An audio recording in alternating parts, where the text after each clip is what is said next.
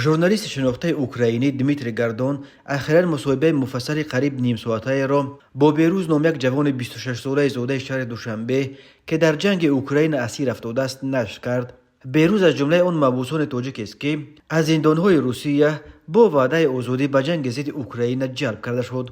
بیروز در این مصاحبه نقل کرد که سال 2013 وقتی که امگی 16 سال داشت در روسیه به نزد پدرش آمد که در خواجگی کشاورزی فرمری میکرد. او 19 سال داشت که با جرم دزدی و غارتگری محکوم به زندان شد.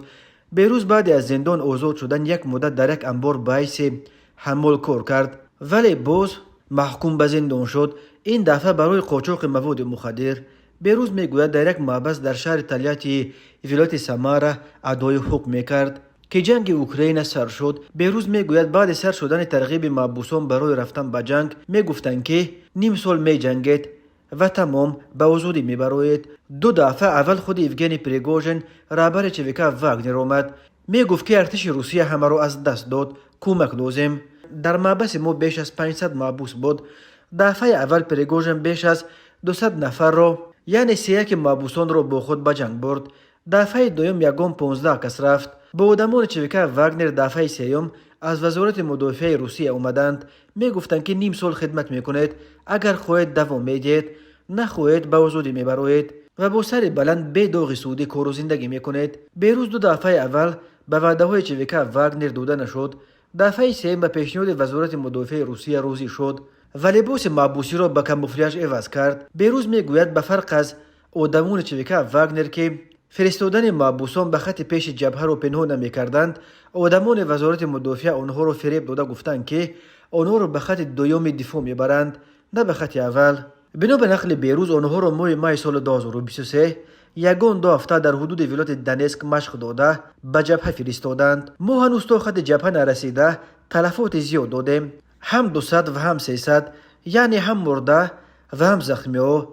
در یک مدت کوتاه از 110 نفر ما همگی 35 نفر موندیم، دیگر همه یا 200 شدند یا 300. مرده ها تا چند روز آنجا می خوابیدند، کسی جمعشون نمی کرد، رنگ و رویشون سیاه می شد، بو می گرفتند. وقتی مرده ها رو می دیدم دلم به حضور می شد، قای می کردم، خیلی ترسیده بودم.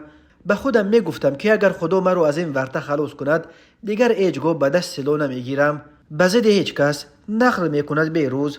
وقتی که اونا همگی 35 نفر موندن، بیروز و همه روقونش را برای استراحت فرستادند. در همین وقت یکی از سربازان به اونو گفته است که در بین نیروهای اوکراین یک خویشاوندش می جنگد و اگر بخواهند می توانند تسلیم شوند و جان خود را خلاص کنند. بیروز می گوید که یگان بار در طول یک ماه خدمتش یگان تیر خالی نکرده بود و از این رو این پیشنهاد را پذیرفت. به آنها را نشان دادند که چگونه بی آسیب از میدانهای مینه‌کاری شده گذرند و تسلیم شوند و آنها از این امکان استفاده بردند. بیروز میگوید حالا دلش میخواهد به تاجیکستان برگردد.